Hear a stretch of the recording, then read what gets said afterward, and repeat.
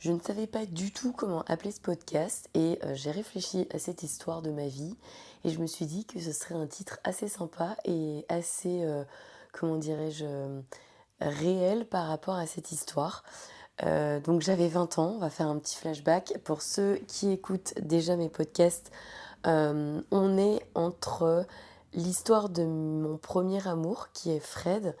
Dans la foulée, je rencontre Anthony, qui est un ami de Fred, et je quitte Fred pour Anthony, qui sera vraiment mon véritable, comment dirais-je, amoureux de ma vie. Et en fait, j'ai 17-18 ans, et Anthony, bah, ça va plus trop. Ça fait 3 ans et demi qu'on est ensemble, et il projette, enfin c'est même pas il projette, c'est à la rentrée, il part faire son service militaire pour devenir militaire de carrière. Ça a été réellement un brise-cœur, je sais pas si ça se dit un brise-cœur, mais je vais inventer le terme, quand j'ai appris ça, puisque moi j'étais très amoureuse de lui, et je ne me voyais pas être femme de militaire. Je savais ce que c'était, je savais qu'il partait pour plusieurs mois, et j'aurais été très très malheureuse. Donc ça a fait un cheminement dans ma tête à cette époque-là. J'étais déjà assez mature, hein, je me projetais vraiment, hein, c'était pas des amourettes. En fait, j'ai jamais eu vraiment d'amourettes. J'ai toujours été en couple et en couple sérieusement, de mes 14 ans, on va dire, 14-15 ans, à mes 38 ans grosso modo. J'ai fait une crise à 38 ans. Enfin bref, si vous écoutez mes podcasts, vous savez très très bien, vous connaissez presque ma vie par cœur, mieux que certains de mes amis d'ailleurs. Et du coup, c'est vrai que ça n'a jamais été des sujets pour moi à me dire est-ce que je suis en couple sérieusement ou pas. Non, j'ai toujours été en couple sérieusement, sauf pendant une période de ma vie où j'ai enchaîné les conquêtes entre 38 et 40 ans, on va dire. Et c'est vrai qu'à cette période-là, pour moi, ben, j'ai envie de me marier. J'ai pas envie d'avoir des enfants, mais je me dis ça viendra plus tard, ça viendra plus tard, ça viendra plus tard. Et du coup, à cette période-là, je me dis c'est pas possible. Je vais être trop malheureuse. Je suis pas capable de l'attendre pendant 6 mois, un an, parce que lui, il voulait faire militaire, mais vraiment militaire en mission, quoi. Se barrer à l'autre bout du monde, vraiment un mec qui bougeait, quoi. Et moi, ça me correspondait pas. Donc bref, je décide d'arrêter l'histoire. C'est assez difficile pour lui. Moi, un peu moins, parce que je mets plusieurs mois en fait à... Ça rumine dans ma tête. Vous allez encore me dire, ah, elle nous fait chier avec ses signes astro, mais je suis balance. Donc j'ai besoin de peser le pour et le contre pendant des mois dans ma tête pour terminer une histoire. C'est toujours très long pour moi. J'ai besoin, je suis un peu comme une cocotte minute, j'ai besoin d'emmagasiner plein de trucs négatifs pour qu'au bout d'un moment ça pète et que j'arrive à prendre une décision. Et là, grosso modo, c'est ça. Ça fait plusieurs mois que ça va pas. On a eu des hauts et des bas dans notre histoire durant ces 3 ans. Et c'est vrai que bah, on est jeune. Je me dis, voilà, c'est maintenant. Faut que je termine l'histoire et que je vis ma vie. À cette période-là, donc je disais j'avais 20 ans, mais pas exactement. Le titre est réel, hein, c'est à 20 ans que j'ai failli me marier. Mais avant de se marier, on doit rencontrer la personne. Donc je fais des saisons dans un camping. Et j'adore, je fais des saisons dans ce camping depuis mes 16 ans. Et j'adore ce camping parce que mon père y travaille depuis des années et j'y suis depuis quasiment enfant, adolescente quoi. J'y passe tous mes étés, c'est un peu comme chez moi. Et là, depuis que j'ai 16 ans, j'ai le droit de travailler un petit peu les week-ends, donc je fais des extras et je travaille là-bas. Et donc je sais plus, ouais, je dois avoir 17 ans et demi, je crois. Ouais, j'ai 17 ans et demi. Et du coup, je fais un peu mes extras, mes saisons, et je passe mon temps à la piscine avec ma copine l'après-midi, puis le soir, je garde des enfants. Et je garde des enfants, je crois, 2-3 soirs par semaine, donc autant vous dire, c'est des vacances, hein. Et dans le camping, il y a un maître nageur qui est là pour la saison, qui s'appelle Sylvain. Et, euh, et Sylvain, franchement, moi, enfin, c'est pas du tout mon style d'homme, parce que moi, j'aime les bruns aux yeux clairs ou les bruns aux yeux foncés, mais les bruns, les typés bruns, les types un peu italiens, typés du sud, quoi. Et Sylvain, il est blond aux yeux bleus, rien à voir avec mon type d'homme, et pourtant, je le remarque. On s'entend bien, vu que je passe mes après-midi entières à la piscine, ben on sympathise. Avec ma copine, on s'entend bien avec lui et voilà, ça se passe très bien. Il est là depuis, je sais plus quand est-ce que le camping ouvre, mais je crois que c'est avril-mai. Et moi, c'est pareil, dès que le camping ouvre, en fait, je commence mes saisons. Donc, en plus, les cours terminent assez tôt à cette période-là parce que on avait le bac en première, donc j'étais en première, et en première ou en terminale, bref, je sais plus. Mais en tout cas, à cette année-là, je passe mon bac, et en fait, je passe les épreuves assez tôt, et du coup, je suis hyper tôt en vacances, quoi. Donc, trop bien, la saison se fait. Je me fais plein de copains à cette saison-là. Tous les saisonniers, en fait, sont super cool. Alors, c'est pas le cas. Avant, j'étais jeune, hein, donc forcément, je sortais pas trop le soir. Là, mon père, vu que je garde des enfants, je travaille, enfin, comment dire, je travaille le soir aussi. Donc, ça me permet de rester un peu plus au camping. Et puis, mon père a toujours été hyper cool. Depuis mes 14-15 ans, quand j'allais en boîte, parce que oui, j'avais pas le droit, mais j'y allais quand même. Enfin, j'avais pas le droit. Normalement, c'est interdit aux mineurs, mais dans les années 2000, c'était assez fréquent de voir des mineurs dans les boîtes, même si c'était pas autorisé légalement. Et mon père venait me chercher à la sortie de boîte, pour pas que je prenne la voiture avec des gars bourrés, pour pas que je prenne mon scooter. Il se levait à 4h du mat, il venait me chercher et il se recouchait. Et il a toujours fait ça. Et au camping, c'est pareil, j'ai le droit de sortir, j'ai le droit de faire la fête, et il vient me chercher. Donc on sympathise avec tous les saisonniers, et avec Sylvain, on se rapproche. Sauf que Sylvain, il sort avec, alors il me semble, oh là, ma mémoire va me faire défaut, soit c'est une cliente, mais genre une cliente, vous savez, dans les campings, il y a toujours des vacanciers qui sont longue durée. En fait, ils viennent tous les ans au camping, ils ont tous les ans le même emplacement. Je pense à Mama de Dance With Him, Radio Mama, si vous écoutez ces podcasts que j'adore, c'est grâce à elle si je me suis mis au podcast. J'adore ces podcasts et en fait, elle raconte ça, qu'elle va depuis enfant en vacances dans le même camping tous les étés, etc. Donc c'est typique d'une famille comme Mama, quoi. Et je crois qu'il sort avec une cliente comme ça, ou à moins que ce soit une saisonnière. Non, je crois que c'est une cliente. Et en fait, il sort avec elle depuis 1 ou 2 mois. Ils se sont rencontrés début de saison, et puis ça s'est bien passé, et il sort avec elle. Et cette fille-là, je ne me rappelle plus du tout son prénom, elle est magnifique. C'est une bombe, mais clairement. Alors lui, il est très beau gosse, hein, c'est vraiment l'archétype, pardon, Sylvain, hein, c'est l'archétype du surfeur, blond, yeux bleus, hyper bien foutu, hyper baraque, surfeur quoi. Beau gosse, la tchatche, comment dirais-je, intelligent, rigolo, enfin ouais.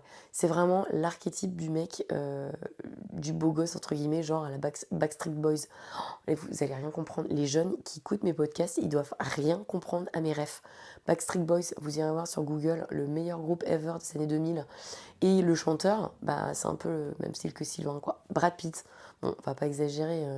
Si un jour Sylvain il écoute mes podcasts, il va se dire mais what the fuck, c'est pas Brad Pitt non plus, quoi. Il est beau gosse, mais bon, faut pas exagérer, mais c'est un peu le même style que Brad Pitt, un peu aux yeux bleus, quoi. Voilà. Moi, c'est pas ma came d'habitude. Et là, franchement, je sais pas ce que j'ai.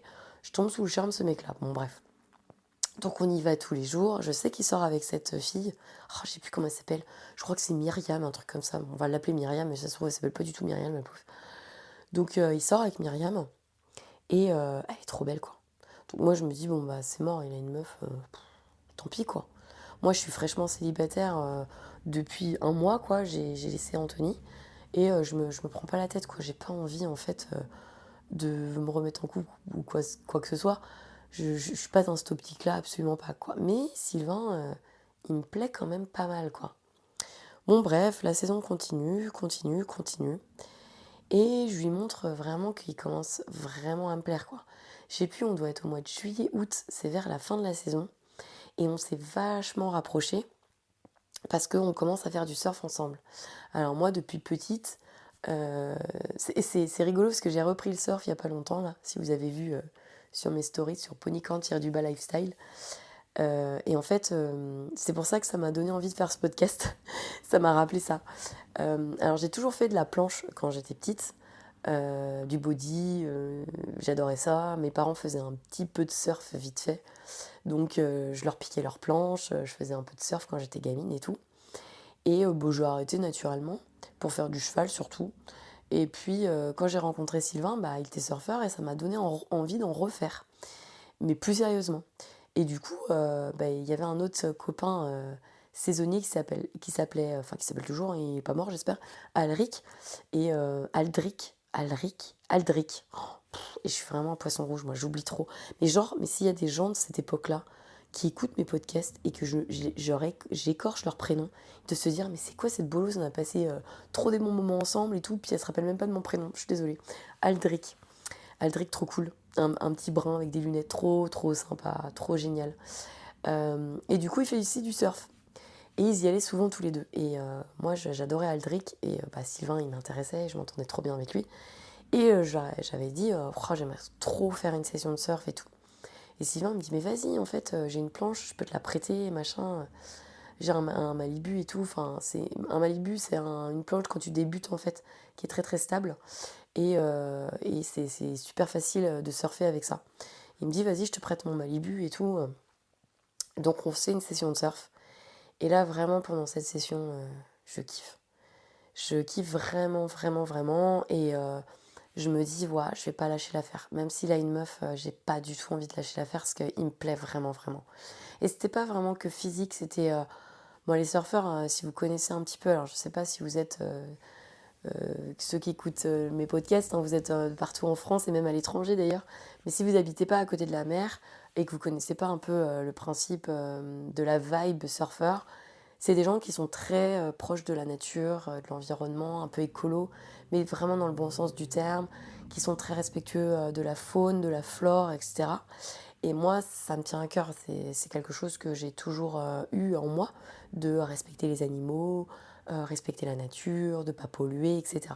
Et avec Sylvain, on se rejoint à fond sur ça. Et vraiment, je kiffe. En fait, je kiffe vraiment sa façon de voir la vie, en fait. Et les surfeurs, ils sont très très cool. Inutile de vous l'expliquer, c'est le stéréotype du surfeur, c'est un peu le mec qui fume, qui est un peu cool et tout. Bah ouais, c'est un peu ça. Sylvain, c'est un peu ça, il fume un peu le bédo, il est un peu cool, il joue de la guitare, il chante vite fait. Voilà, c'est vraiment l'archétype de ouf. Et il est cool, il est super cool, comme tous les surfeurs, quoi. Donc bref, enfin, on fait des soirées, il chante pas trop mal, il fait de la guitare, machin. Piège à gonzesse, piège à gonzesse. Bon, bref, là, je me dis, après cette session de surf, je me dis, vas-y, j'attaque, quoi. Alors, ouais, vous allez me dire, putain, mais Steph, t'as pas d'éthique et tout. Ouais, les gars, mais ça fait 3 mois que je me retiens, quoi, en vrai. Donc, je me dis, en plus, sa meuf, on la voyait jamais, elle venait jamais. Enfin, bref, elle était saisonnière, enfin, non, elle était vacancière, mais elle s'en foutait un peu de sa gueule en fait. Elle faisait sa life, et puis de temps en temps on la voyait, elle lui faisait 2-3 bisous, puis elle se barrait quoi. Elle traînait jamais avec nous. Et nous on était tout le temps fourrés ensemble. Et un jour je lui dis écoute, je lui fais comprendre. Je sais plus comment, enfin franchement j'ai pas de mémoire donc je me rappelle pas, puis c'est bizarre de vous dire ça, mais c'est pas une histoire. Ça a été quelqu'un de très important dans ma vie, mais pourtant le début de notre rencontre, c'est pas quelqu'un de romantique, donc ça m'a pas marqué en fait. Et j'ai pas de rêve genre waouh, en fait c'est plutôt moi qui ai été vers lui que lui qui a été vers moi au final. Donc du coup, et c'est assez rare. En général, c'est plutôt les hommes qui viennent vers moi. Et du coup, c'était pas très romantique, donc je m'en rappelle pas trop quoi. C'était pas ouf quoi. Bon, bref, je lui fais comprendre. Et lui, il me fait comprendre aussi qu'avec Myriam, de toute façon, elle s'appelle pas Myriam, la pauvre, bref. Avec Myriam, ça va pas très bien quoi. Il me dit ouais, on se voit jamais. Franchement, elle s'intéresse pas. Elle vient jamais faire du surf, elle s'intéresse pas au surf. Alors lui, c'était ça, hein. Par contre, t'étais pas dans le surf, tu t'intéressais pas au surf, t'étais inexistant à ses yeux, quoi. Le mec, c'était le surfeur. Pour vous donner un ordre d'idée, il passait 4 heures dans l'eau, quoi, 4-5 heures dans l'eau. Donc si tu l'accompagnais, tu restais le cul assis sur la plage pendant 4-5 heures à le regarder surfer, quoi. C'était ingérable. Bref. Mais à cette époque-là, moi, ça me fait rêver, quoi. Bon, ça va pas me faire rêver longtemps, hein, vous imaginez, mais ça va, en le rencontrant, ça me fait rêver. Donc bref, je lui dis ok, d'accord, mais je dis par contre, bah, moi, enfin voilà, tu me plais, machin et tout. Et il me fait bah ouais, toi aussi, machin, mais je dis bah ouais, mais t'as une meuf quoi. Donc moi je touche pas aux mecs qui ont une meuf. Et il me fait ok, d'accord, ok, je comprends. Et quelques jours plus tard, il vient me revoir et il me dit bah c'est bon avec Myriam, c'est fini. Donc il l'a laissé tomber. Et en fait, je me rappelle du jour où en fait, elle vient le voir à la piscine, elle lui fait un bisou et tout, et il lui dit écoute, faut que je te parle. Et moi, je me rappelle, je suis avec ma pote Sébi, et on est à l'autre bout de la piscine, et je dis oh putain, il y a la Myriam qui est là et tout. Et Sébi, elle fait attends, mais franchement, ça se trouve, il va la larguer et tout. Et en fait, ils parlent tous les deux pendant, je sais pas, c'est long. Je sais pas, c'est pas très très long non plus, quoi. Ça fait genre un quart d'heure, quoi. Et au bout du quart d'heure, elle se barre, elle est vénère. Et en fait, bah, je dis rien, je suis avec Sabi à la piscine, l'air de rien et tout. Et je me rappelle que le soir, on fait une soirée. Et le soir même, il me fait ouais, c'est fini avec Myriam. Bah, elle est venue à la piscine cet après-midi, puis je lui ai dit que c'était fini. Je fais ah ouais et tout. Et là, se met en place un espèce de jeu de séduction. Et je vous avoue, alors là, je suis vraiment une meuf en carton, que on sort ensemble et je ne me rappelle absolument pas du premier bisou. Mais absolument pas. Ça m'a tellement pas marqué, c'était tellement nul. Enfin nul. C'était tellement pas romantique que ça m'a absolument pas marqué. Sylvain, c'est vrai que euh, c'est assez curieux l'histoire, mais c'est... enfin, je vais dire un truc, ça va être une dinguerie, mais je pense pas avoir été réellement amoureuse de lui. Vraiment.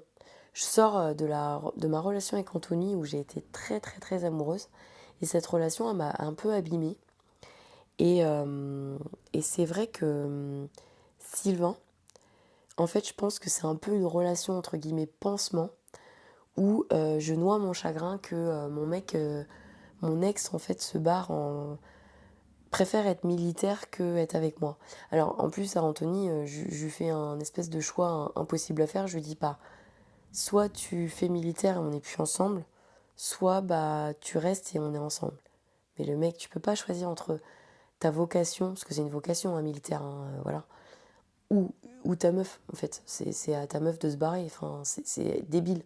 Aujourd'hui, j'ai du recul et enfin, c'est complètement con d'avoir dit ça à son mec. Franchement, mais bon, j'ai 17 ans, voilà. Enfin, aujourd'hui, jamais j'aurais demandé à mon mec de choisir. C'est complètement con. Mais à cette époque-là, voilà. Et je pense que je suis très, très, très, très, très, très malheureuse de cette fin d'histoire parce que Anthony, ça a été vraiment mon premier amour, quoi. Enfin, Fred, ça a été mon premier amour parce que j'ai couché avec lui pour la première fois avec un mec, c'était avec lui. Mais Anthony, j'ai pour la première fois connu le sentiment d'aimer quelqu'un très, très, très, très fort. D'être très amoureuse. Et je pense que j'ai beaucoup de mal à faire le deuil de cette relation à cette période-là. Je pense que Sylvain, c'est un pansement, malheureusement, mais qui a duré longtemps, hein, vous allez voir, hein, dans l'histoire, et qui a été très sérieuse et tout. Mais je me souviens pas vraiment avoir eu des papillons dans le ventre, avoir été folle amoureuse de ce mec-là. Pas du tout. Je me souviens avoir été très bien avec ce mec, me sentir bien dans ma peau, bien dans mon couple, cool, mais pas amoureuse, vraiment. Et c'est rare parce que dans ma vie, alors j'ai eu 4 hommes sérieux, et sur les 4 hommes, je crois que c'est le seul où j'ai pas vraiment expérimenté ce sentiment de se dire waouh, je l'aime trop. Sylvain, je me suis jamais dit dans ma tête, je crois, dans mon cœur, je l'aime vraiment trop, quoi. Je me suis toujours dit ouais, je l'aime, ouais, oui, je l'aime, ouais, ouais, voilà. Je pense que c'était vraiment une transition, Sylvain, dans ma vie. J'avais besoin de ce mec pour me reconstruire, en fait, je pense. Et vu qu'à l'époque, bah, j'étais incapable de rester seule, c'était ma plus grosse bête noire, je pense qu'il m'a plu, voilà, c'était le beau gosse du camping, machin, paf, je me suis tapée, et au final, je suis restée avec lui. Voilà, on va dire ça comme ça. Mais vous allez voir, c'est quelqu'un de très important dans ma vie. J'ai fait un bout de chemin avec lui, et j'en parle d'ailleurs dans mes ex-belles-mères, où, en fait, sa maman, Gigi, et d'ailleurs, je dis qu'elle s'appelle Gisèle dans le podcast, absolument pas. Elle s'appelle Ginette. Non mais vous vous rendez compte, j'ai oublié le prénom d'une ex-belle-mère avec un mec avec qui je suis restée 4 ans et demi quand même. Bref, donc c'est Ginette son prénom et pas Gisèle. Bref, et vous écouterez le podcast sur mes ex-belles-mères, vous verrez. Et c'est vrai que donc, bah, on sort ensemble, mais je me rappelle absolument pas du premier bisou. On passe un été de fou, vraiment, on va surfer. Enfin, c'est vraiment, Sylvain, c'est vraiment un pote, en fait. C'est un super pote avec qui je surfe, je fais des soirées, je rencontre ses copains qui sont au passage pas très sociables. C'est des gens du 79, alors excusez-moi pour les gens du 79, mais c'est des gens qui sont pas très avenants. Ils sont un peu fermés. Et je me rappelle que c'est très compliqué. La première soirée que je fais avec ses copains, je suis pas vraiment adoptée, quoi. C'est très compliqué. Il y a un copain à lui avec qui je m'entends très bien qui s'appelle Jérémy. Et il est super gentil, on matche bien et tout. Mais sa bande, c'est compliqué, quoi. Alors, dans le futur, après, ça ira beaucoup mieux. Et c'est des gens que j'apprécierais beaucoup dans le futur. Mais sur le moment, c'est compliqué, quoi. Je vois bien que je suis pas la bienvenue, je vois bien que c'est compliqué, je vois bien que ils doivent se dire, ouais, c'est une meuf qui va se taper comme ça à l'été. Mais moi, pour moi, enfin, à aucun moment dans ma tête, je me dis que c'est un mec de passage. Moi, pour moi, je me dis, c'est un mec avec qui je vais rester. Enfin, il habite dans le 79, à 1 heure de route, je vois pas pourquoi on continuerait pas de se voir après la saison, quoi. Et pendant la saison, on discute et Sylvain, il me fait ouais, moi j'ai envie de partir au Portugal au mois de septembre, j'ai envie de me faire des vacances, machin, bidule et tout. Ça te dit de venir avec moi, en van et tout, pour aller surfer. Mais moi, j'ai 17 ans et demi, les gars. Je dis bah ouais, trop bien, première grosse vacances, quoi. Et en plus, avec mon mec, donc trop cool. Et ça fait des projets. Ça veut dire qu'il a envie de rester avec moi après la saison, quoi. Donc bref, la saison se termine, on part au Portugal. C'est vraiment un bon moment. Et même si très clairement, ça me saoule parce qu'il passe ses journées entières dans l'eau. C'est un de vrai surfeur, hyper égoïste, égocentrique, qui passe son temps à surfer. Et quand je vous dis, ça m'est pas arrivé qu'une fois, et ça m'est arrivé, mais en 4 ans, des dizaines et des dizaines de fois, au bout d'un moment, j'ai lâché l'affaire, mais d'avoir le cul dans le sable pendant 4 5 heures à le regarder surfer, j'en pouvais plus. À la fin, mais ça me saoulait, mais vraiment. Je comprends les mecs ou les nanas qui font pas de cheval et qui ont un cavalier ou une cavalière avec qui ils sont en couple et que ça les saoule. Je peux comprendre parce que moi je fais du cheval, je sais ce que c'est et tout, mais un surfeur, c'est pareil, voire pire. C'est exactement la même chose. Le mec, il se barre à l'eau, il est autiste, il n'y a plus rien d'autre qui compte à part les vagues, sa planche de surf, son surf, machin. Et toi, t'es là, t'existes plus, quoi. Donc au début, j'allais le voir, machin. Au Portugal, c'est pareil. Il passe ses journées dans l'eau du matin au soir. Du matin au soir. Il surfe 4 5 heures le matin, il sort de l'eau pour manger, on mange ensemble, et il retourne 4 5 heures dans l'eau. Et je passe mes journées comme ça, à la plage, à rien glander. C'est infernal. Alors, je passe des bonnes vacances parce que c'est une des premières fois où je vais à l'étranger. On est en Algarve, au Portugal, c'est magnifique. Les plages, elles sont magnifiques. Donc, moi, je vis ma best life. Je fais même pas de surf en plus. Parce qu'on n'a pas de planche. Parce que ça prenait trop de place. Et puis, moi, voilà, je suis méga débutante à cette époque-là. Donc, l'Algarve, c'est des grosses vagues. Donc, voilà, je peux pas surfer, clairement. Et je passe mon temps sur la plage. Je sympathise avec d'autres surfeurs qui campent à la sauvage, un peu comme nous. Mais je passe des bonnes vacances. On reste 15 jours au Portugal, c'est plutôt sympa. C'est le début de notre relation aussi, donc forcément que ça se passe bien. Et voilà, quoi. Donc, bref, ça continue de se passer bien. Et puis, on rentre. Et là, il y a un choix qui se fait. Lui, son rêve, c'est de venir au Sable d'Olonne parce qu'il c'est un surfeur et que il a envie comment dirais-je, d'habiter près de la mer, hein, forcément. Et moi, je suis hyper contente parce que je le kiffe bien et j'aimerais bien le voir plus souvent, quoi. Enfin, continuer de le voir, quoi. Et en fait, naturellement, ça se fait où je demande à mes parents s'ils veulent bien l'héberger quelque temps, le temps qu'ils trouvent un travail et une maison. Sauf que Sylvain, c'est quelqu'un d'un peu, comment dirais-je, opportuniste, quoi. Il voit qu'il est à côté de la plage, enfin à côté de la mer, que moi j'habite à 10 minutes de la mer, que on veut bien l'héberger gratuitement, et en plus, il a juste à chercher, il peut prendre son temps pour chercher du boulot, quoi. Donc mes parents acceptent, ma mère, c'est compliqué, c'est très compliqué, mais elle accepte quand même. Alors je sais pas, franchement, je sais pas pourquoi elle accepte, parce que elle me fera vivre un calvaire avec ça. Au final, elle acceptera pas du tout à l'intérieur d'elle-même et ça se passera très très mal. tant et si bien que je décide de partir de chez moi. Toujours, en gros, avec Sylvain, on s'est connus au mois de juin. Même, non, avant, au mois d'avril. On est ensemble au mois d'août. Et grosso modo, là, on doit être octobre-novembre. Et ma mère, elle me dit qu'elle en peut plus, quoi. Puisqu'il doit habiter chez nous depuis 3 mois. Et ma mère, elle me dit, bah écoute, il dégage. Il trouve un appart, il dégage. Et moi, je lui dis, bah ok, s'il dégage, dégage avec lui. Et là, bah, je viens juste d'avoir 18 ans et je me casse de chez mes parents. Et je me rappelle, je suis encore en scooter, hein. J'ai encore pas mon permis. Et je vais habiter avec Sylvain. Donc au début, il trouve une espèce de petite location meublée. Donc je laisse mes affaires chez mes parents. Et je fais des allers-retours. La location meublée, elle est à 2 pas de chez mes parents. Je fais des allers-retours en scooter. Et j'habite avec lui, mais je mange encore vite fait avec mes parents. Et j'ai mes fringues chez mes parents. Il trouve un job. Il change d'appart. Et il décide de prendre une maison. Une petite maison. Et là, j'habite avec lui. Enfin non, même pas. Non, j'ai dit n'importe quoi, pas du tout. La maison, c'est bien plus tard. Non, non, il prend un appart sur les sables. Et moi, je me casse avec lui. Je me casse habiter chez lui. Donc pareil, c'est un tout petit studio. Donc j'habite chez lui, mais mes fringues sont chez mes parents encore. Parce que c'est un studio. C'est-à-dire qu'il y a une pièce. Et il n'y a pas de place pour mettre mes fringues, en fait. Il n'y a absolument pas de place pour mettre mes fringues. Donc en fait, toutes mes fringues sont chez mes parents. Et mes parents, en fait, ma chambre de chez mes parents, ça me sert juste de garde-meuble, quoi. De garde-fringues. Et je prends mes fringues chez mes parents. Et voilà, je vais tout le temps chez Sylvain. Je ne suis plus jamais chez mes parents.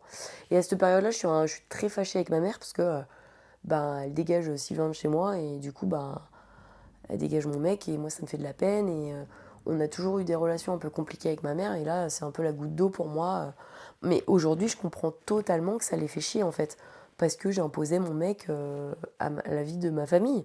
Mais sur le coup, à l'époque, je suis un peu rebelle. En plus, je comprends pas. Je dis, ouais, attends, c'est bon, nanana. Et je me dis, et en même temps, ça c'est vrai, pourquoi elle a accepté alors qu'elle ne voulait pas? Parce qu'en plus, elle me le remet dans les dents en me disant, mais de toute façon, j'ai jamais voulu qu'il vienne. Je dis, pourquoi t'as accepté, quoi, tu vois? Bref, on est en froid, on est fâché. Donc, je suis pas trop chez mes parents, je vis avec Sylvain. Ça commence à être un peu chaud à cette période-là, parce que Sylvain, c'est quelqu'un de très distant émotionnellement. C'est pas quelqu'un qui montre beaucoup ses sentiments. Il est Capricorne en signe astrologique, donc je pense que vous comprendrez ceux qui sont un petit peu dans les signes astro. Et si vous n'êtes pas dans les signes astro, eh bien écoutez mon podcast sur les signes astro. Vous comprendrez pourquoi je dis ça. Donc les Capricornes, en général, dans le caractère, la personnalité, c'est des gens qui sont très pragmatiques. C'est des gros travailleurs, des gros bosseurs, et ils prennent tout avec logique, même l'amour.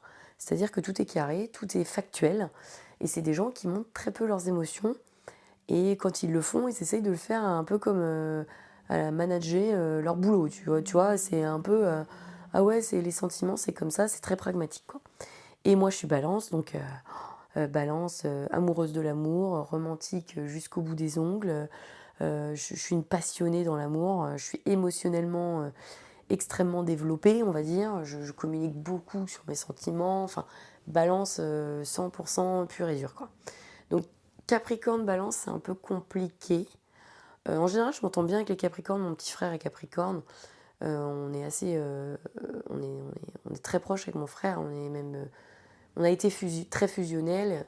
Aujourd'hui, bref, on a chacun nos vies, donc on se voit un peu moins souvent, mais on est très proches tous les deux. Et il est Capricorne.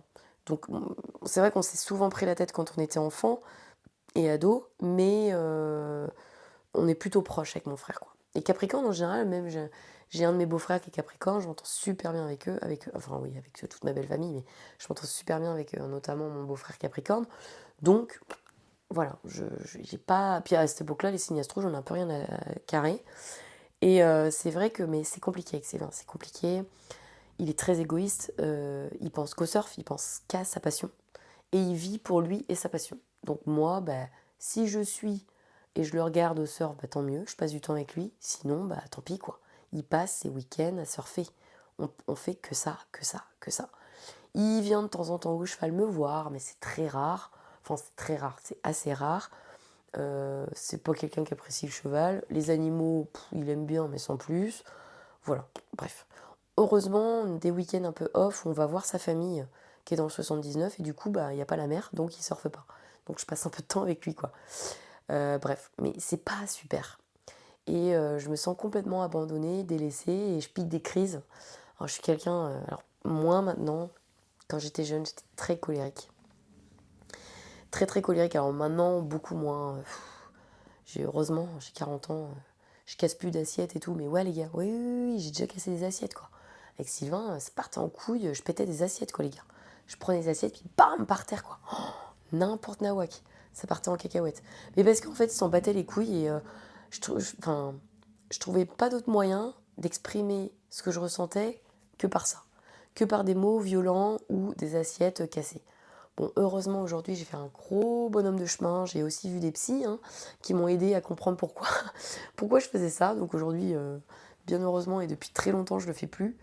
Et j'arrive à communiquer sans être agressive. Donc c'est génial. Mais à l'époque, ouais, je sais pas communiquer autre chose que quand je me sens pas bien, d'être impulsive et colérique. Donc forcément, on s'entend pas bien des fois, on se dispute, c'est assez violent de ma part, parce que lui, il reste complètement... Enfin, Sylvain, j'ai jamais vu s'énerver. Jamais. C'est vraiment le mec tout le temps cool. J'ai jamais vu s'énerver, et quand ça partait en cacahuète, il lâchait l'affaire, quoi. Il disait rien, et puis il se barrait. Et il allait faire du surf. Voilà. Il revenait, et puis moi, j'étais calmée, puis on n'en reparlait pas, et puis voilà. Donc c'était des non-dits sur non-dits sur non-dits, c'était pas terrible. Mais bref, on continue quand même notre histoire... Et on décide de prendre une maison cette fois, un peu plus loin. Et du coup, moi, je vais habiter chez lui. Alors à l'époque, je suis toujours étudiante, franchement, je travaille au McDo le week-end. Je garde des enfants aussi les soirs de semaine pour pouvoir participer à la vie à deux. Même si je participe pas beaucoup, je fais que les courses par exemple. Et payer la pension de mon cheval. Parce que j'ai un cheval, donc c'est moi qui me paye ma pension et je dois aussi payer les courses. Donc je fais des petits jobs. J'ai aussi un élevage, vous allez rigoler, mais ça putain, faudrait que je raconte en podcast ça. J'ai aussi un élevage de lapins nains, de sélection, de race et tout. Et je vends mes bébés lapins nains. Et je suis assez renommée en fait dans les... Oui, c'est très drôle. Il faudra vraiment que je vous fasse un podcast là-dessus. Mais je suis assez renommée dans l'élevage de lapins nains en France. Du coup, j'ai des gens qui viennent d'un peu partout m'acheter les lapins. Donc ça me fait un petit complément de revenus. Je vendais mes lapins assez cher, dans les 50 euros. Donc ça me fait un petit complément de revenus, sachant que j'ai 3-4 femelles lapins nains. Et puis les lapins, ça fait quand même pas mal de bébés. Et je sélectionne mes bébés pour qu'ils soient de race, qu'ils soient conformes aux standards et tout. Je faisais des expos et tout, j'adorais ça. Vraiment, il faut que je vous fasse un podcast là-dessus, c'est très drôle. Il faut que je le note. Et du coup, ça me fait un petit complément de revenus, donc j'arrive à participer à la vie de couple. Et je me rappelle qu'à l'époque, on commence à se sentir bien en couple, à faire des projets. Sylvain, il me dit, voilà, lui, il a trouvé un boulot stable.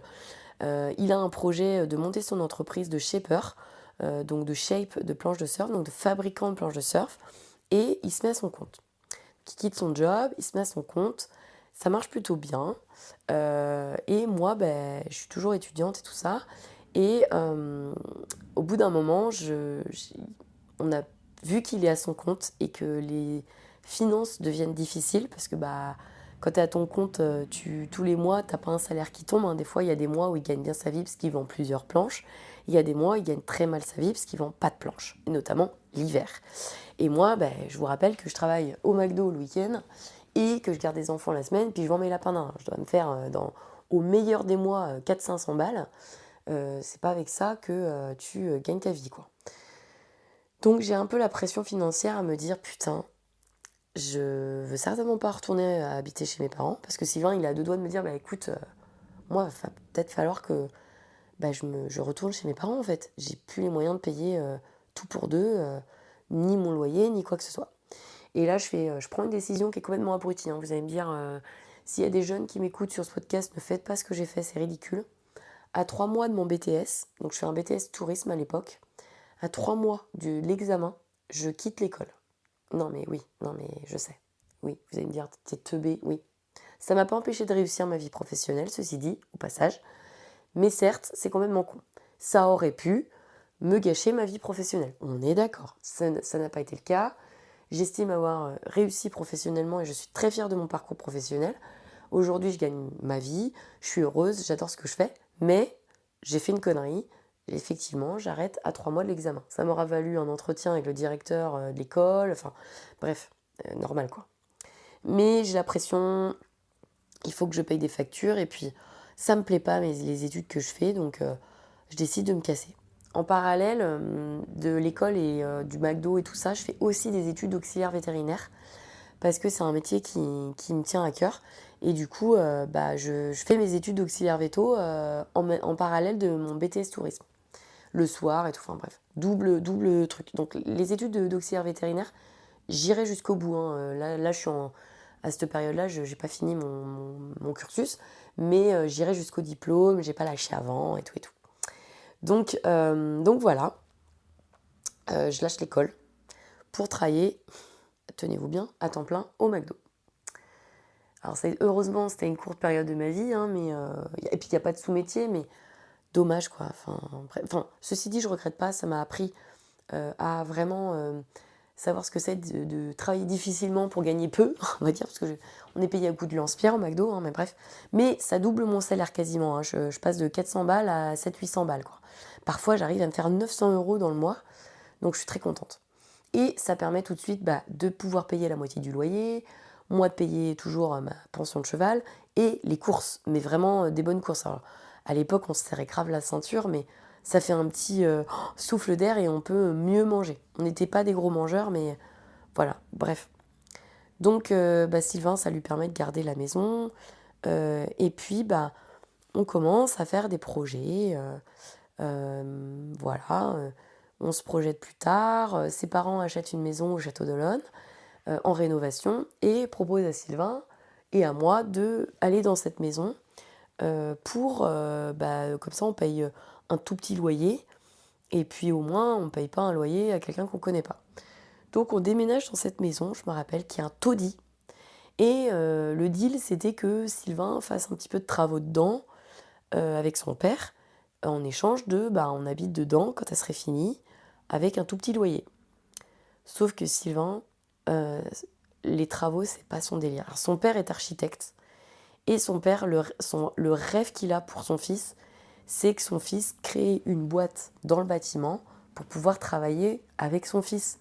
Lui étant architecte, il a envie de donner du boulot à son fils, quoi. Sauf que, Sylvain, c'est pas... Il veut pas. À l'époque, en tout cas, alors plus tard, vous verrez que non, mais à l'époque, en tout cas, il veut pas. Il veut vivre de sa passion, le surf. C'est vraiment sa passion. Il veut pas rentrer dans les cases. Il se rebelle contre son père depuis tout jeune et il veut pas. Donc il y a une petite tension entre son père et lui. Son père, il lâche pas l'affaire. Il veut absolument qu'il soit dans le bâtiment, mais Sylvain, il tient bon, il dit non, non, non, non, non. Et donc, Sylvain, il est un peu, il a pas envie de faire les travaux dans la maison parce que ça le saoule. Il est un peu rebelle avec son père et du coup, c'est une sorte de rébellion, bref. Donc on reste dans un taudis, mais vraiment un taudis. Pour vous dire, il pleuvait dans la maison l'hiver. C'était mouillé par terre quand on se levait du lit. On n'avait pas de chauffage, pas d'eau, enfin c'était horrible. Vraiment clairement, c'était affreux cette baraque. Je me rappelle pendant un moment, on n'avait plus d'eau courante. L'électricité, c'était une ampoule dans la chambre. Ils avaient tout cassé le reste de la baraque, donc en fait, tu avais une pièce qui était au milieu de la maison, qui était sans toit, il n'y avait plus rien, quoi. La baraque, ils avaient tout cassé à l'intérieur pour tout refaire, si tu veux. Donc en fait, on habitait dans un taudis, quoi. Et moi, je me souviens à cette période-là, je sais pas, j'ai une période où ça va super bien avant de déménager. Et à tel point que on discute tous les deux un soir. Mais vraiment, tout ça pour vous dire, cette histoire est vraiment pas romantique, hein, mais on discute un soir dans le lit, puis on se dit d'un coup, moi je lui dis, peut-être on pourrait se marier. Et puis lui il me fait, ouais, pourquoi pas. Et voilà. Il n'y a pas de bague, il n'y a pas de demande, on se dit juste ça. Et du coup, je lui me redemande le lendemain, je dis, bah, j'annonce à ma famille, puis toi aussi. Puis il dit, bah ouais, voilà. Donc je l'annonce à ma famille, ma mère, toute folle, alors elle l'aimait pas trop Sylvain, mais contente quand même pour moi. Ah bon, elle est où la bague? Bah, j'ai pas de bague. Ah bon? Mais vous allez quand même vous marier? Oui, oui, on est fiancés, mais j'ai pas de bague. Ah bon? Ok. Et comment dirais-je? Bah, sa famille, pareil. Ah ouais, d'accord, ok. Alors sa famille, ils sont pas hyper heureux. C'est curieux parce que je m'entendais très très bien avec sa famille. Et quand on leur annonce qu'on va se marier, ils ont une réaction trop chelou. Ils sont pas contents. Ils font ah, ok, d'accord. Genre hyper inquiets. J'ai jamais su pourquoi. Parce que je m'entendais, enfin en apparence peut-être ça se trouve ils m'aimaient pas, je le savais pas, hein. Mais moi je les adorais et je m'entendais trop bien avec eux et j'adorais aller chez eux. Mais quand ils apprennent qu'on veut se marier, ils font une gueule enterrement. Et ma famille, inversement. Ma famille, enfin, ma mère aimait pas trop Sylvain, mon père il s'entendait bien avec, mais sans plus quoi. Mais ma mère elle l'aimait pas. Et en fait ils ont été hyper heureux pour moi quand on leur a appris. Ils ont été super contents, mais pas sa famille, donc trop bizarre. Donc bref, bon, les mois passent et du coup on déménage dans le taudis. Et là dans le taudis ça va pas du tout.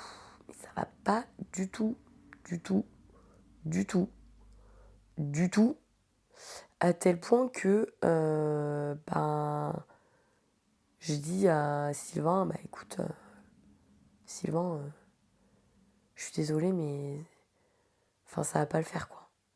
Et lui il me fait ah bon, pourquoi?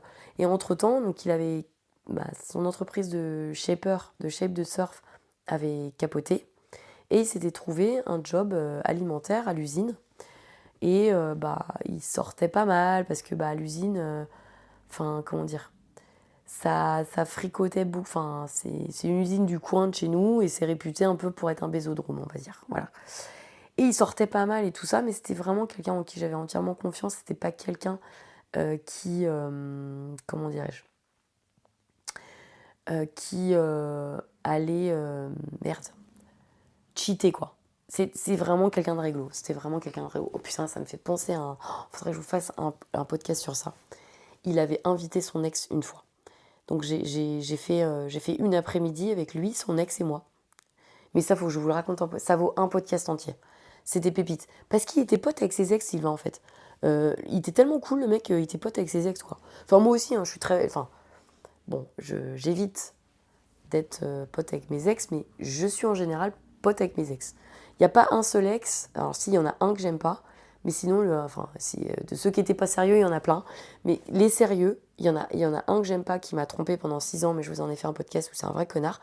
Mais les autres, franchement, je les vois, je leur tape la bise, quoi. Et je leur dis, ah, ouais, on va boire un coup et tout, tu vois. Y compris Sylvain d'ailleurs, parce que c'est un mec très bien. Et lui, c'était pareil, lui, il était pote avec ses ex, enfin bref. Et donc, du coup, je lui dis ça va pas et tout ça. Il me fait non, mais attends, on va se marier, machin. Enfin, ça craint quoi. Et je lui dis bah écoute, justement, on fait un entre-deux.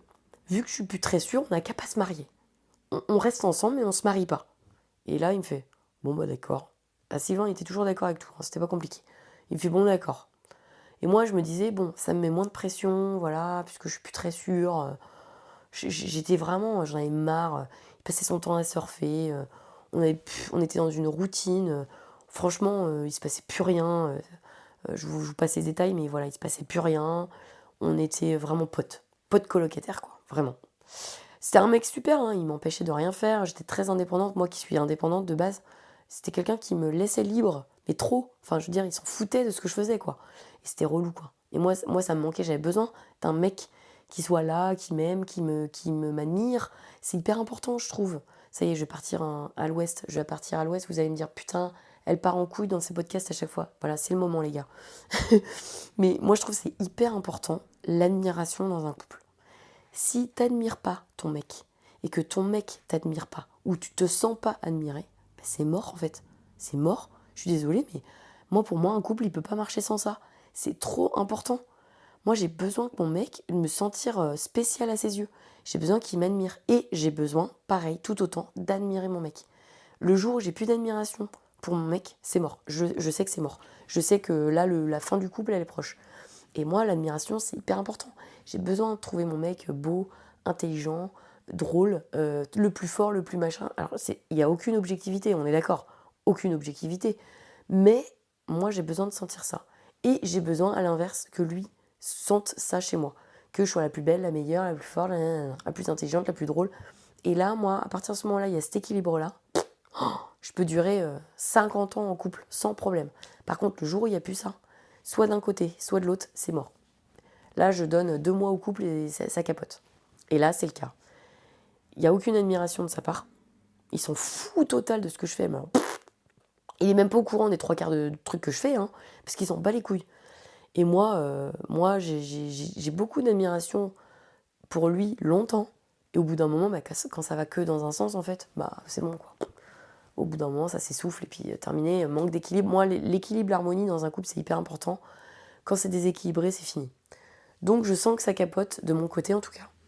Et on décide de faire un break, enfin pas un break, on est toujours ensemble, mais on se marie, on décide de pas se marier. Donc on dit à nos familles, on a fait un break, on veut plus se marier, voilà.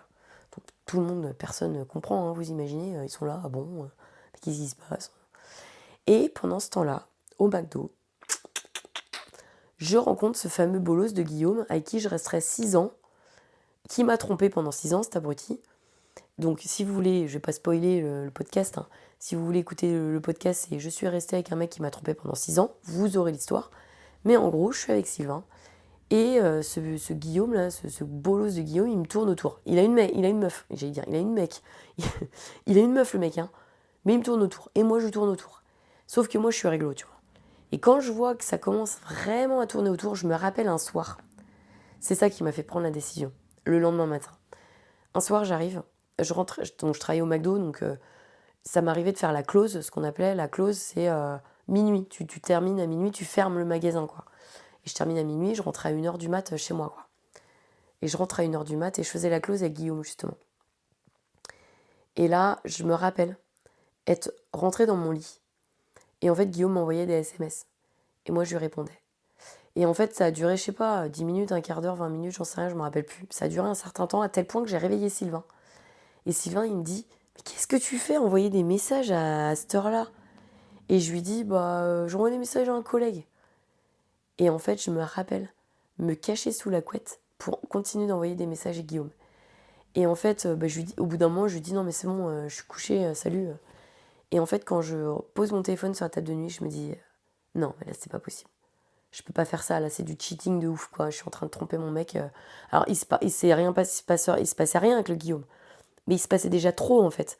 J'écrivais des messages, tu sais, pour chercher vite fait, là, où t'es en train de flirter, là. Et non, moi, c'est pas du tout mon délire. J'ai jamais trompé un seul de mes mecs. Et là, pour moi, c'était déjà de la tromperie. Donc, le lendemain matin, en fait, je prends la décision ce soir-là. Et le lendemain matin, quand on se réveille, je dis à Sylvain que c'est fini. Et là, je me rappelle qu'il est hyper touché, il est triste et tout. Et je lui dis, écoute, on est des colocataires, on s'aime plus, il se passe rien. Et lui, quand j'avais fait une pause de mariage, ça l'avait pas inquiété plus que ça. Enfin, une pause, on avait fait ça d'un commun accord, mais ça l'avait pas inquiété plus que ça, quoi. Pour lui, ok, on fait une pause.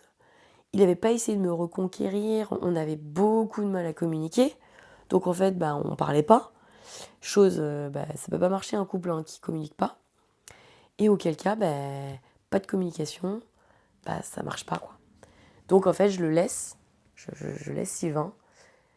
Je me retrouve célibataire pour aller dans les bras de Guillaume. En gros, c'est ça. Je dû rester célibataire 3-4 semaines maxi, et puis je sors avec Guillaume dans la foulée. Et pour terminer l'histoire avec Sylvain, on reste très très très très très très potes. Mais vraiment super potes. On continue d'aller surfer ensemble. Il faisait beaucoup de jet ski aussi, donc on continue de faire du jet ensemble. J'ai ses parents au téléphone de temps en temps. Bref, on reste super potes. À tel point qu'à un moment, ses parents me demandent par téléphone, je me rappelle, mais vous êtes retournés ensemble ou pas? Et je lui dis, mais non, non, on est juste amis et tout. Et on restera amis très longtemps. Puisque on restera amis peut-être pratiquement 1 an. Parce que je me rappelle qu'en fait, Sylvain, il met du temps à retrouver quelqu'un. Il est resté célibataire quasiment 1 an et demi. Et en fait, j'habitais déjà avec Guillaume dans une maison et tout. Donc Ça faisait déjà un moment que j'étais à Guillaume, hein, ça devait faire 1 an à peu près. Et on s'envoyait toujours des messages et tout, on se voyait plus trop. Mais on s'écrivait régulièrement, ça va, quoi de neuf, mais vraiment en mode pote, quoi. Et je me rappelle qu'un jour, il m'appelle, Sylvain, je dis, bah, ça va et tout. Et il me fait, ouais, Steph, faut que je te dise un truc. Je dis, bah, quoi? Il me dit, bah, écoute, c'est la dernière fois qu'on se parle, parce que bah, j'ai rencontré quelqu'un, et cette personne, elle est très jalouse, et elle ne veut pas que tu sois amie avec moi. Et là, mais la douleur, autant quand on s'est séparés amoureusement, ça m'a fait ni chaud ni froid, clairement. Bah, parce que pour la simple et bonne raison que je voulais évoquer, je pense que j'ai jamais été amoureuse de lui. Et du coup, bah, quand je l'ai quitté, ça m'a pas fait grand-chose. Lui, ça l'a affecté, mais moi, pas trop. Et en fait, là, par contre, la rupture amicale, mais ça a été un calvaire. Je me rappelle avoir chialé comme une madeleine toute la nuit. Et Guillaume me disait, mais c'est pas grave, oh, c'est triste, mais c'est pas grave, machin, t'auras d'autres copains. Mais moi, je perdais un ami, quoi. Puis vraiment un super ami, quoi. Et en fait, ben, cette personne, donc ils sont restés ensemble. Alors, je n'ai jamais eu de nouvelles depuis. Puis en plus, je laissais mon chien, parce que on avait un chien en commun et je lui avais laissé mon chien. Et ma chienne, du coup, ça voulait dire à cette période-là que je pouvais plus la voir, parce que j'allais régulièrement la voir, en fait. Et c'était horrible. C'était rupture amicale et je devais laisser mon chien. Affreux. Horrible. Franchement, horrible. Et en fait, cette personne-là, donc avec qui je tairai son prénom parce que j'ai pas envie de la mettre dedans, la pauvre, elle a rien demandé. Mais elle est. Donc ils sont toujours restés ensemble. Je sais pas si aujourd'hui ils sont encore ensemble. Mais ils ont une petite fille et tout. Alors, je l'ai su parce que ça, vous savez que ma passion ever, c'est de stalker mes ex et les mecs, les ex de mes mecs. Donc, j'ai stalké Sylvain régulièrement pour avoir des nouvelles. Enfin, des pseudo-nouvelles, hein. Et donc, j'avais vu qu'il était en couple avec cette personne. J'ai vu qu'il avait eu une petite fille, qui lui ressemble beaucoup d'ailleurs, qui est grande maintenant, je suppose, hein. Je sais pas quel âge elle a, mais elle est grande, je sais même pas comment elle s'appelle. Et bah, pour ma part, il me semble qu'ils sont toujours ensemble, mais je sais pas trop parce que en fait, ils ont dû couper les réseaux et parce que bah ou alors ils m'ont bloqué, j'en sais rien, mais j'ai plus trop accès. Je vois leur nom et tout, mais je vois plus de photos ni rien, donc je peux pas regarder si ça va ou pas. Et Sylvain, alors pour la petite anecdote, en fait, quand j'ai laissé tomber Sylvain, il était à l'usine, donc il y avait plus de thunes, hein. Et en fait, quelques temps après, il a monté sa société comme son père voulait dans le bâtiment, de maîtrise d'œuvre. Et en fait, il a fait fortune. Mais il a fait fortune. C'est aujourd'hui une des plus grosses entreprises de Vendée de la maîtrise d'œuvre. À tel point que lui, il a pris sa retraite il y a quelques années. Et je l'ai su par son associé d'ailleurs, qui était venu m'acheter une bagnole à l'époque où je travaillais dans les voitures. Et il m'a dit, oh mais Sylvain il est blindé, il a revendu ses parts. Et il est parti vivre à la Martinique, il fait du surf toute la journée. Et en fait, je me rappelle qu'il avait croisé mon père quelques années plus tard. Et il avait dit à mon père, tu sais, ta fille, elle a des belles valeurs parce que elle m'a laissé tomber. Enfin non, elle m'a aimé quand j'avais pas d'argent. Et elle m'a laissé tomber quand j'allais devenir riche. Et en fait, moi, je savais, en fait, quand il travaillait à l'usine, qu'il avait un projet de monter son entreprise dans le bâtiment. Mais, enfin, voilà, moi, je suis pas du tout quelqu'un comme ça. Je reste pas avec quelqu'un parce qu'il va faire de l'argent. Et moi, je reste avec quelqu'un parce que je l'aime, hein, qu'il soit sans le sou ou avec des sous, hein. Ça n'a rien à voir avec l'argent. Enfin, moi, je suis pas quelqu'un de cupide, absolument pas. Donc, ni de vénal ou... Enfin, cupide, je crois pas que ça veut dire ça. Faut que je regarde ce que c'est la définition de cupide, mais je crois pas que ce soit ça. Mais vénal, en tout cas, je n'ai pas d'intérêt avec l'argent. Moi, je reste avec les hommes avec qui je suis restée parce que je suis amoureuse d'eux. Point final. Le reste, ça ne m'intéresse pas. Et en fait, Sylvain, il avait dit ça à mon père. Il avait dit, ta fille, elle a des belles valeurs parce que, en tout cas, elle est pas là par intérêt. Elle m'a aimée quand j'avais pas d'argent. Et aujourd'hui que j'ai de l'argent, bah, elle est plus avec moi. Et elle n'a pas essayé de me rattraper, en fait. C'est ça qu'il lui avait dit, quoi. Et non, bah pourquoi, en fait? Non, c'est pas parce qu'il est devenu riche. Alors, je l'avais su, hein. Je l'avais su 1 ou 2 ans après qu'il était pété de thunes, quoi. Mais je vais pas revenir, salut. Non, c'est pas mon délire. En plus, je l'aimais plus. Enfin, voilà. Enfin, si j'ai été réellement... Enfin, si, j'avais de l'affection pour lui, mais j'étais pas transie amoureuse de lui, quoi. Donc voilà, donc aujourd'hui, je ne sais pas où il est, Sylvain. Il est peut-être toujours en Martinique, à surfer toute la journée. En tout cas, j'espère pour lui qu'il est heureux. Parce que c'est une belle personne, hein, vraiment. Et je pense que sa femme aussi, c'est une très belle personne, même si je ne l'ai jamais connue. Et je pense que c'était quelqu'un de bien. Et Sylvain, il m'avait dit, en tout cas quand il m'avait appelé pour me dire qu'on ne se parlerait plus jamais, que c'était vraiment une belle personne, qu'il était bien avec elle. Ils s'étaient rencontrés sur les applis de rencontre à l'époque. Oh, ça date de...